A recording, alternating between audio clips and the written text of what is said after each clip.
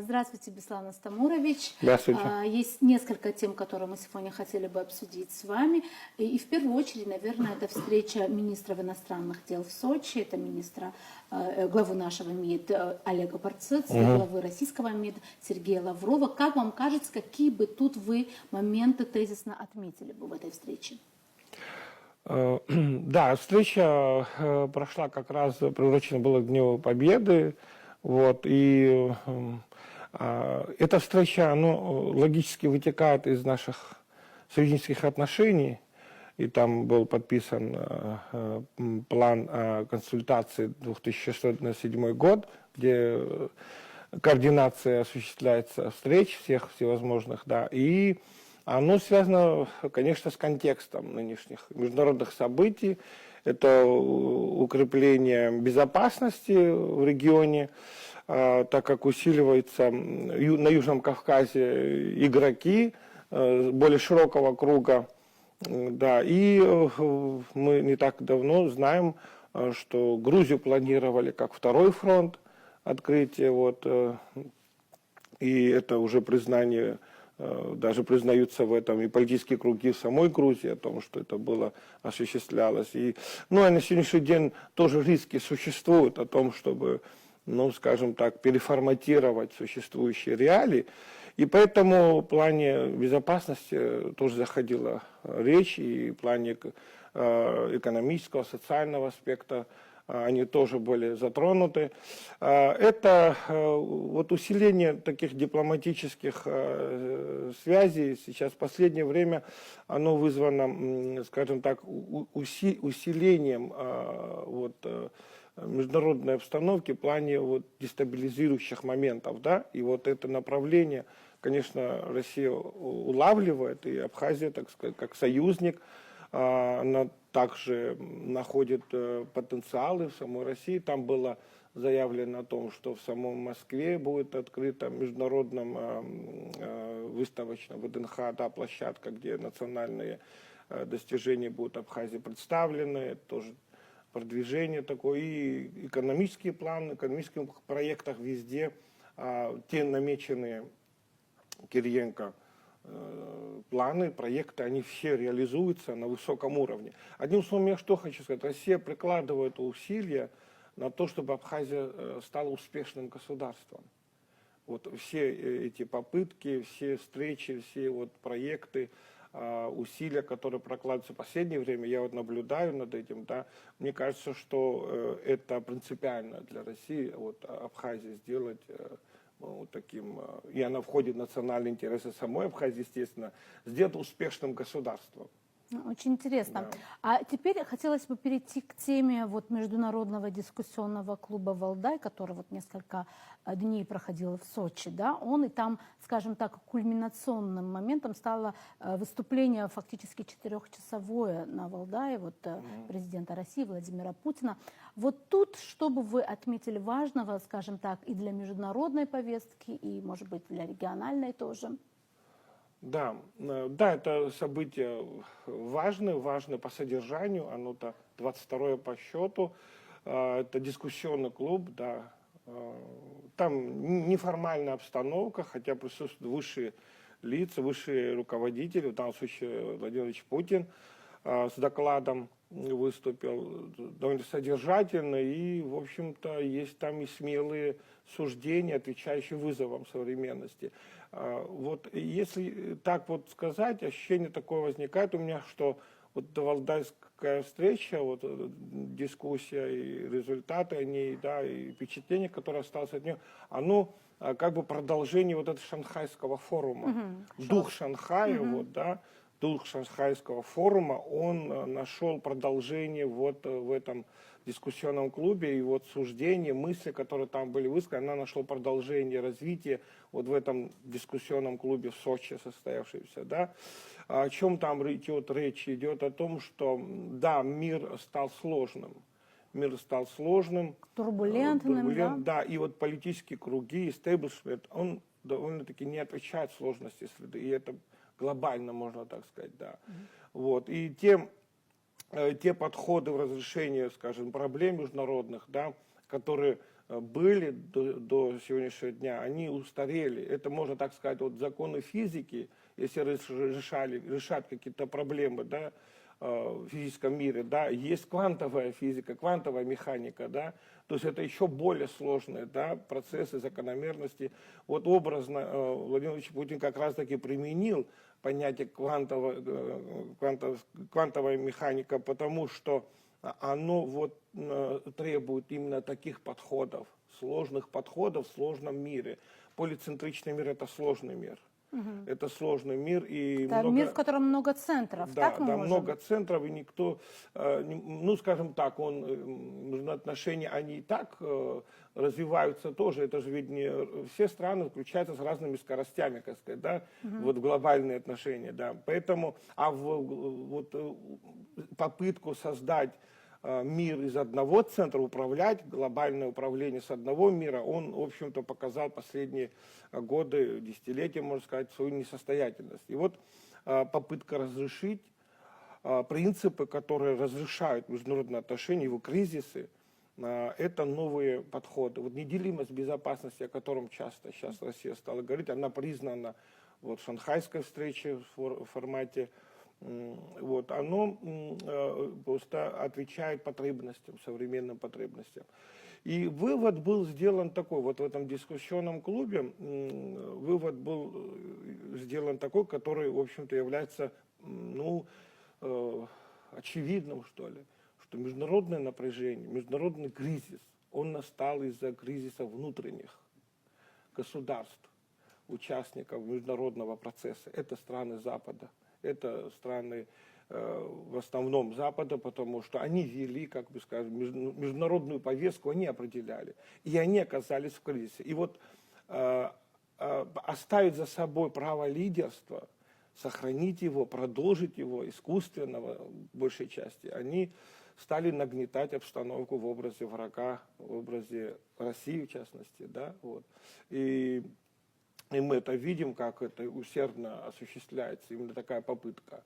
То есть перенести внутренние противоречия, внутренние конфликты, внутренняя неспособность отвечать, решать внутренние проблемы, сложные, социально-экономические, я имею в виду в первую очередь, они как бы переносят за контур своего государства, за контур национальных государств, переносится, и вот мобилизационный фактор, как говорится, образа врага, он срабатывает. То есть настало время, можно сказать, мысль, которая высказана с 40-летней давности, опять-таки это было сказано госсекретарем Соединенных Штатов в 80-х годах, я сейчас не помню, кто это именно был, но он сказал следующее, что есть вещи поважнее мира.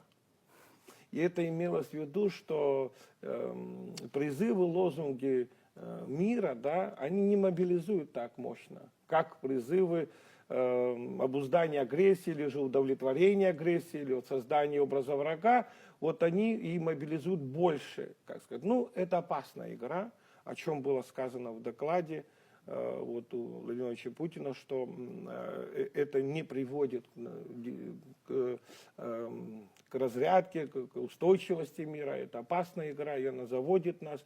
И поэтому здесь был сделан очень важный вывод. Вывод о том, что мир должен быть, уже наступило полицентричным, а полицентричный мир требует еще большей дипломатии, можно сказать, возвращения классической дипломатии, где принцип взаимности, уважения, они становятся внимание, вот именно уделение большего контекста исторического, культурного, да, при взаимоотношениях, да, всегда учитывать. А оно ведь сменилось. Вот эта классическая дипломатия, она ведь сменилась на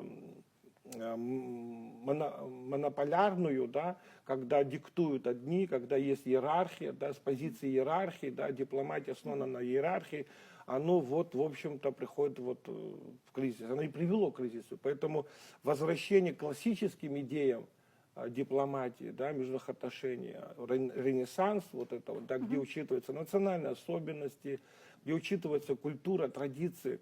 Можно сказать так еще, возвращение этики в международные отношения. Не только право, не только политика, но и этики.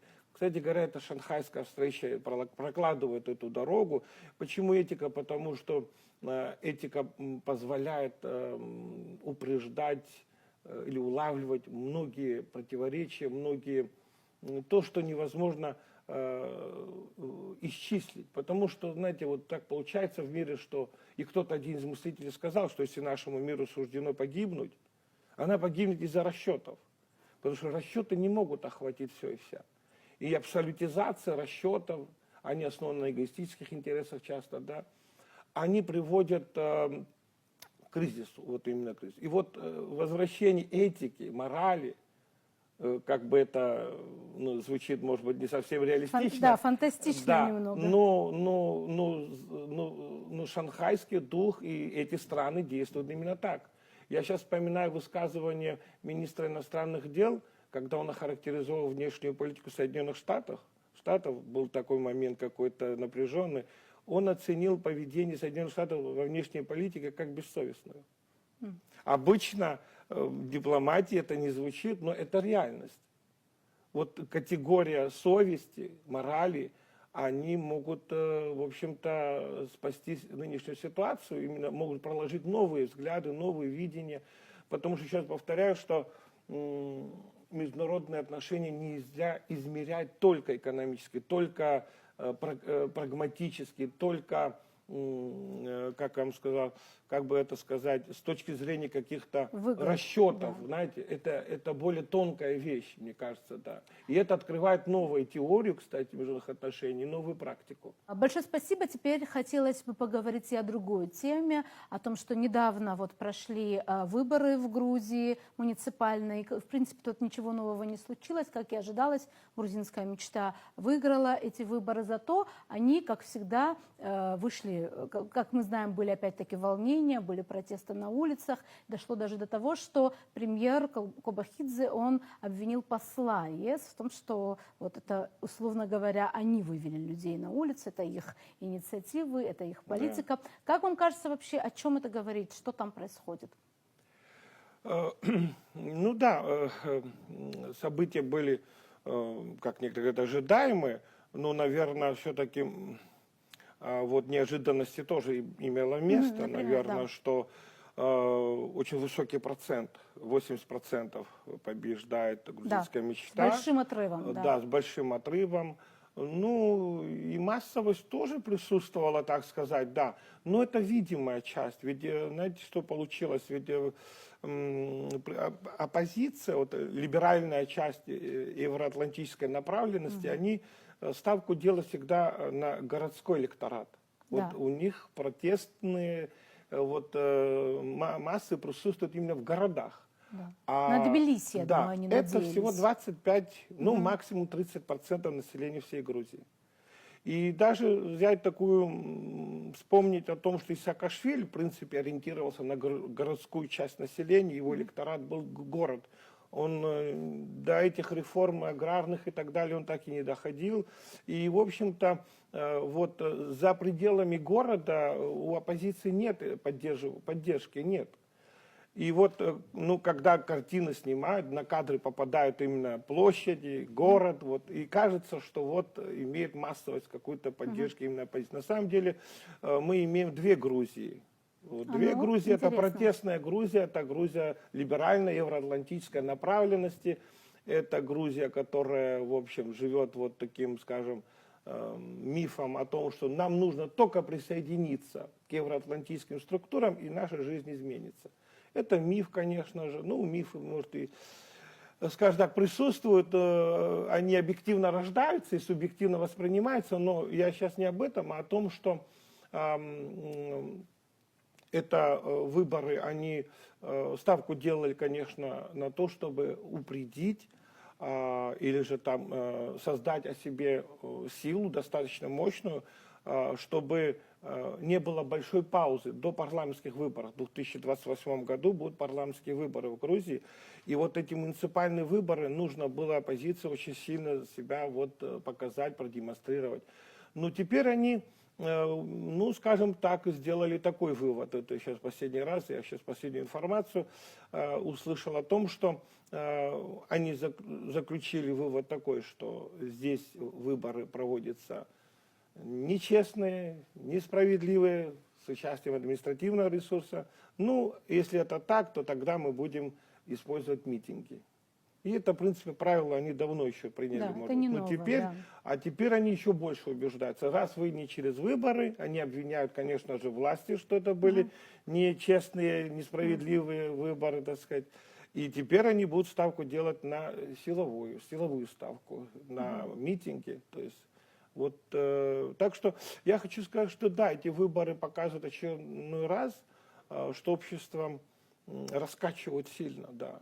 Это раскачивают западные круги, и понятно для какой цели. Вовсе не для развития в прогрессивном направлении этого государства, а вот как так же, как и Украина, как средство, сдерживающее Россию, так сказать, вот в этом контексте только. Поэтому мы очередной раз убеждаемся, влияние зарубежное, оно также остается пока. Вот. Ну, я думаю, что выводы сделают и власти тоже, потому что они четко отстаивают национальный интерес больше, и это импонирует больше, все больше и больше населения, потому что, обратите внимание, 80% поддержки это означает, здесь включается политическая модель национального развития, больше независимости, больше свободы в национальном развитии, вне вот контекста всяких вот, Евроатлантики, еще кого-то. То есть я думаю, что вот этот маятник, который он был охвачен, скажем, эйфорийно вот западными такими идеологиями, она, в общем-то, имеет момент убавления. Поэтому вот эти выборы с таким отрывом это и доказывают. При этом, как вы относитесь, например, к таким вот высказываниям? Очень часто российские там эксперты и псевдоэксперты, очень много вообще есть всяких там YouTube-каналов, они как раз, комментируя итоги выборов, говорят, вот очень у некоторых вот этих экспертов и вообще просто людей, которые ведут большие каналы, есть такое мнение о том, что вот посмотрите, как Грузия в этих выборах в очередной раз доказали, что они против Запада, против Евросоюза, как они за Россию, как они всячески, вот они и санкции не поддерживают, как они хотят дружить. Давайте как-нибудь поможем Грузии и сблизимся с ними еще больше. Вот тут как бы есть какая-то основа того, что вот этого мнения, как вам кажется? Нет, конечно, очень много мифов создают, и эти мифы, они, может быть, рождаются, скажем так, в определенных условиях, но их поддерживают. Определенные круги их поддерживают. Вот вспомним, такой миф был о том, что когда принимался закон против сопротивления, закон о иноагентах в Грузии, оппозиция интерпретировала так, что это российский закон об иноагентах, российского образца, то есть закон, то есть они не против закона об иноагентах, а они против российского образца. Это же было, знаете, это подхватывало, это же мобилизовалось теперь массы против российского образца. А на самом-то деле этого же не было, никакого российского образца. Он является образцом вообще-то столетней давности. Этот закон, который был принят в Соединенных Штатах, и он вообще-то, там есть универсальные вещи, которые, очевидные вещи. Если лицо получает источник из-за рубежа, естественно, он под влиянием этих кругов. И это, естественно, так и называется закон. Это основная цель этого закона, чтобы показать, откуда источники идут, чья воля больше воплощается в действиях поведения гражданина, своего государства или из-за рубежа идет. И когда вот люди потом убедились, что никакого российского образца там нет, и вот этот миф был вот так поддержан, только добавить нужно немножко, и миф имеет устойчивость, оно управляется этим мифом, да, народ. И вот такого рода, вот сегодня мы видим все эти события, оценки даются с этих позиций. Вот. И национальные интересы это какие, если так взять? Это где сочетаются публичные частные интересы, где сочетается исторический культурный контекст, где сочетаются естественное нахождение страны.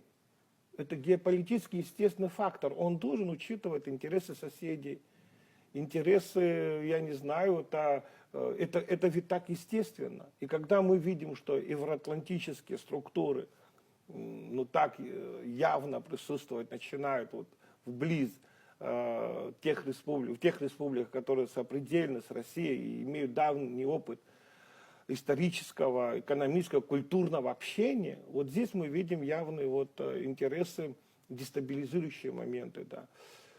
Поэтому я так считаю, что, я думаю, в той же Грузии, естественно, есть круги, которые понимают это все. И я думаю, что придет то время, когда и не только это и Грузия, это касается и Армении, и Азербайджана, будут взвешенные политики определять свой вектор развития. Да. Большое спасибо. Благодарим вас. Спасибо вам.